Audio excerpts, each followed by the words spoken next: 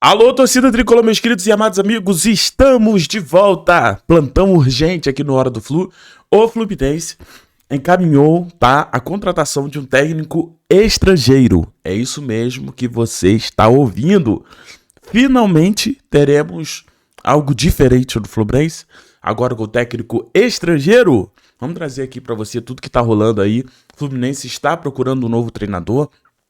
Depois de Renato Gaúcho virar as costas para o Fluminense se reuniu ontem em Laranjeiras. Ontem as reuniões foram em Laranjeiras e ali determinou o nome e já encaminhou o acordo. Vamos trazer tudo para você. Como que pensa o novo treinador? É uma boa? Não é? Vamos trocar aquela ideia. Mas antes, por favor, não esqueça de se inscrever aqui no canal Hora do Flu, por favor. Se inscreva aqui, rápido, fácil, o botãozinho vai para você. Estamos rumo a 100 mil inscritos, 100 mil tricolores, 100 mil apaixonados pelo Flusão. E ative o sininho tricolor e, por favor, não esqueça de arrebentar nesse like. Pessoal, nós estamos falando de quem? Isso mesmo, Zubeldia. Zubeldia está muito próximo de ser o treinador do Fluminense. O Fluminense encaminhou aí. Faltam apenas alguns detalhes. O treinador estava livre aí desde junho. A notícia acabou de sair, pessoal. Acabou de sair, a gente já está trazendo aqui para você. Vamos dar uma olhada na informação. Quem traz para nós a informação é o GE. Depois eu falo algumas coisas dos bastidores. Fluminense caminha um acerto com Luiz Zubeldia. O treinador está desempregado desde que deixou São Paulo no meio de junho, tá? O Fluminense caminhou o acerto com o argentino Luiz Zubeldia para o cargo de treinador. A assinatura está por detalhes, diz aqui o GE, que ainda devem ser definidos entre as partes. A tendência é que o auxiliar técnico, comissão fixa do clube Marcão, comande o time no clássico contra o Botafogo no domingo. Então a gente tem aí o Marcão assumindo interinamente mesmo, né?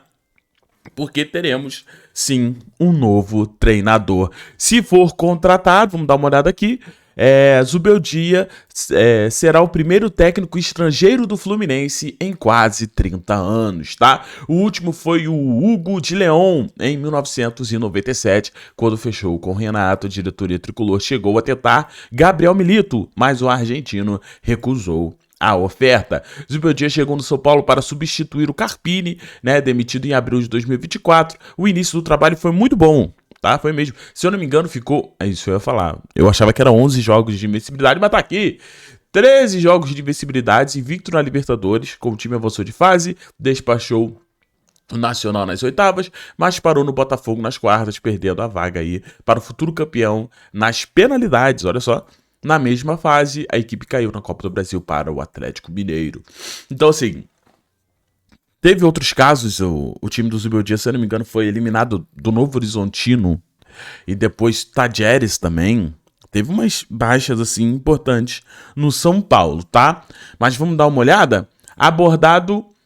Adorado por parte de torcedores do seu jeito explosivo à beira do campo, que lhe rendeu muitos cartões amarelos e suspensões de jogo. É um Diniz que habla nesse sentido, tá? Ele reclama bastante mesmo, beleza? Sofreu críticas de sua passagem no São Paulo pelo excesso de zelo para lançar jogadores da base. O William Gomes, cria da base, atuou em alguns jogos importantes, mas jogou menos que poderia, com o treinador sendo vendido ao Porto em janeiro de 2025, tá?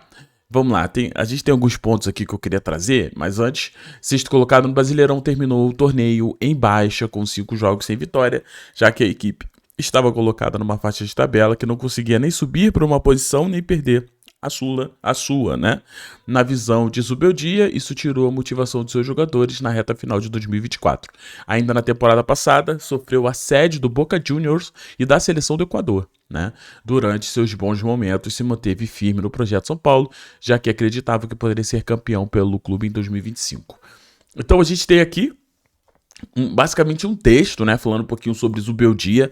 É bom a gente ter qualquer tipo de informação, mas eu queria, primeiro de tudo, trazer que é algo totalmente... Não tem o que falar, não tem o que analisar aqui, tá? É difícil a gente analisar... Deixa eu fechar aqui. É difícil a gente analisar. Por quê, pessoal? Porque no Brasil, o Zubeldia só tem um trabalho no São Paulo. Então, a gente não sabe qual vai ser a reação dele e tudo mais. É claro que nós teremos algo totalmente diferente do que nós temos no Fluminense desde 2019, né? A gente tá falando ali Oswaldo de Oliveira, Roger, Diniz, Mano Menezes, Renato Gaúcho. Então, assim, nós estávamos, de fato, sempre no mesmo ciclo com nomes parecidos, né? Agora nós temos algo bem diferente. Então, assim, no mínimo aqui, o Fluminense pensou fora da caixa, na minha opinião. Porque a gente tá falando de um técnico que é muito jovem. Galera, não sei se você sabe, mas o Zubeldia só tem 44 anos. Então ele é um técnico super jovem. Agora, é uma boa? Não é? Galera, é muito difícil. É muito difícil trazer uma análise para você. O que a gente pode trazer é algumas coisas que aconteceram no São Paulo que a gente tem que ligar o alerta, né? Um dos pontos que eu queria focar é que Luiz Zubeldia não é pelo menos na passagem dele no São Paulo, não me pareceu ser um cara que oportunizava muito base, muita joia de base. Não sei se isso vai mudar, não sei se ele vindo pro Fluminense, sabendo que o Fluminense tem diversas opções em Xerém, né? Se ele vai mudar esse jeito dele e vai dar mais oportunidades para base. Mas como você viu na matéria do GE, no próprio São Paulo, ele acabou deixando de fora ali alguns nomes, né, da base do São Paulo. Então, são estas questões. Agora, sobre ele montar um time bem, isso ele faz, tá? Ah, não, mas parte da torcida não gostava do Zubeldia, mas tinha parte da torcida do São Paulo que não queria a saída dele. Então, assim, armar o time, o Zubeldia sabe fazer, tá? Sabe fazer. Os times dele são muito organizados. São times muito organizados. O fato da gente ter um treinador gringo pode trazer uma outra ótica para a comissão técnica na utilização dos próprios gringos do Fluminense. Cara, o Fluminense hoje tem uma chuva de jogadores gringos, né? Talvez um técnico, ele é uruguaio, né? Argentino, desculpa, gente. Ele é argentino, talvez isso traga uma identificação legal com os jogadores, né, que são estrangeiros e estão um pouco deslocados. Então, assim, é uma linha diferente de trabalho, e só por ser uma linha diferente de trabalho, eu já torço, sabe? Já sou um pouco mais previsível em poder aceitar. Por quê? Porque eu não aguentava mais os mesmos nomes, pessoal. Me desculpa. Eu não aguentava mais. Então vai de Tite, vai de Odair Helma, vai de Roger Machado. Gente, a gente vai viver nesse ciclo pro resto da nossa vida. E a gente tá vendo algo cair aqui. A diretoria do Fluminense contratando técnico estrangeiro. Que, para a diretoria do Fluminense, era moda. Modinha. Ah, Thiago, mas isso aqui também, a escolha do Zubeldia, pode ser uma escolha pensando em agradar a torcida do Fluminense para mostrar que o Mário pode ser um bom CEO, porque agora ele também contrata técnicos estrangeiros, ele se rendeu à modinha, né? Ah, galera, é aquilo, né? A gente sempre vai ter motivo para reclamar. A gente reclama porque não pensa diferente, não contrata um nome diferente. Aí quando contrata, aí a gente reclama porque ele só tá fazendo isso para agradar. Se fosse para trazer um técnico estrangeiro, seria o Zubeldia o meu nome? Cara, não. Ah, por quê? Porque eu conheço pouco do Zubeldia. Agora, não deixa de ser algo novo. Veremos algo diferente, gente. Só isso aí já é motivo de eu ficar, e aí, maneiro? E o Zubeldia que ganhou a Sul-Americana. Quem sabe aí ele não consiga fazer com que o Fluminense ganhe a Copa do Brasil. Seria maravilhoso. Pelo menos não vamos ver as panelas que rolavam no Fluminense, né? Jogador mesmo jogando mal, jogava o tempo todo, né? Bom, espero que não, mas ele não costuma ser paneleiro. Eu só não sei sobre a utilização dele com a base. Mas vamos lá, pessoal. Falando um pouquinho sobre os números aqui do Zubeldia, a gente tem, então, na sua carreira, aqui em cima, a gente tem a performance do treinador. Foram 299, né? 47% de vitória, 167 de empate e 177 de derrota. Então, assim, você vê que o aproveitamento dele de forma geral é agradável, né? A gente tem aqui o jogo que ele caiu, né? Foi quando o São Paulo perdeu pro Vasco. E, na realidade, se eu não tô muito enganado, gente, foi ele que pediu demissão, tá? Porque ele viu que... não sei o que ele viu, mas ele pediu demissão. A gente tem aqui, ó, ele treinou o Lanús, mas o melhor trabalho dele de longe foi a LDU, tá? A LDU do Zubeldia jogava muito, tá? Jogava muito bem mesmo, tá bom? Tanto é que a gente tem aí um aproveitamento bizarro de 71 jogos, 40 vitórias, 22 empates e 9 derrotas, tá? Aqui foi o grande momento do Zubeldia, na minha humilde opinião, né? Aí os números aqui já no São Paulo, pensando no...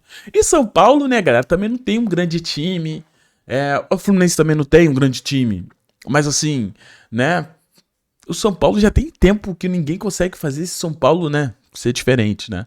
Então a gente tem aí 85 jogos, 47 vitórias, 24 empates e 21 derrotas. Zubeldia quase fechou com o Internacional, só que aí eles preferiram o Ramon Dias. É Ramon Dias, né? Então é isso. Um pouquinho mais sobre os números do Zubeldia. A gente tem aqui, ó, o Central Fluminense trouxe pra gente números do SofaScore. 83 jogos, 37 vitórias, 26 empates, 20 derrotas, um aproveitamento de 55%, né? 108 gols, né, feitos, 77 gols sofridos, tá? Aí a gente tem 173 chances, 105 grandes chances cedidas, 39% de jogos sem sofrer gols, né? E 57% de posse de bola. Aqui é média, tá? Então é uma boa média. O futuro técnico do Fluminense aí, o Zubeldia. Bom, falando um pouco sobre essa questão. O que aconteceu com os outros nomes, né? O Cuca, segundo André Hernan, tá cuidando do Cuquinha, que o irmão dele passou por uma cirurgia, então ele tá cuidando do irmão. A gente tem um Tite que operou o joelho, né? A gente foi assim, foi minando as opções do Fluminense. E o Fluminense acabou pensando fora da caixa em um nome que, antes da reunião, é um nome que não tinha vazado. Esse nome surgiu na reunião. Agora, quem foi a pessoa que levantou esse nome e conseguiu convencer, eu não sei. Mas é isso, a gente tem aí o futuro técnico Zubeldia aí, cara. Quando a gente tiver mais detalhes sobre o treinador, fique tranquilo que a gente vai trazer pra você. Mas, ó, galera, tá muito próximo de ser o treinador do Fluminense. E a gente vai torcer pra dar tudo certo, é óbvio, né? Pelo menos, galera, é algo diferente. Hã? Ah, não, diretor, desculpa. Faltou a formação favorita do Zubeldia, né? Bom, galera, ele costuma jogar nessa formação ali, ó. 4, uma linha de 4 normal. Vi gente falando, o Zubeldia joga com 3 zagueiros. Não, uma linha de 4 normal, mas ele já utilizou 3 zagueiros também no próprio São Paulo. Aí tem aqui 2 volantes, né? E ele trabalha com essa linha abaixo. Ele não trabalha no 4-3-3, ele trabalha no 4-2-3, né? Costuma colocar um jogador, era quem no São Paulo? Era Lucas de um lado, Luciano no meio e na outra ponta o Oscar, tá? E na frente era o Caleri. Esse era o time do São Paulo na época aí do Luiz Zubeldia. Então ele costuma usar esses pontas mais como meias ali, né? Então é diferente, mas é algo que funciona também. Eu acredito que no Fluminense vai ser, sei lá, Lúcio Acosta no meio de campo, né? E nas pontas vai deixar Canóbio e Kevin Serna, mesmo lá na frente do centroavante. Mas uma coisa que eu vi aqui, parece que para Luiz Zubeldia funcionar, ele precisa de bons centroavantes, tá? É um jogador que joga sempre com esse homem de referência lá na frente. Ele não é o treinador que vai falso 9, vai jogar com 2 jogadores de mobilidade, não. Ele sempre coloca esse cara de referência. E hoje o Fluminense está sofrendo com isso. Não sei se com a chegada do Luiz Ubeldi ele vai pedir para que o Fluminense contrate alguém de centroavante que esteja livre no mercado. Eu não sei. Mas uma coisa eu sei. O Zubeldia precisa de um centroavante bom. Vamos ver o que o Fluminense vai fazer. Se inscreva, deixe aquele like. Muito obrigado pela presença de todos vocês. Se você ainda não deixou o like, deixe. Você que chega até aqui no fim do vídeo, você é muito importante. Ficou na hora do Flu. Eu quero deixar um forte beijo, um abraço. E pelo menos veremos algo diferente, né? Forte abraço a todos, fiquem todos bem. E tchau. E valeu, pessoal.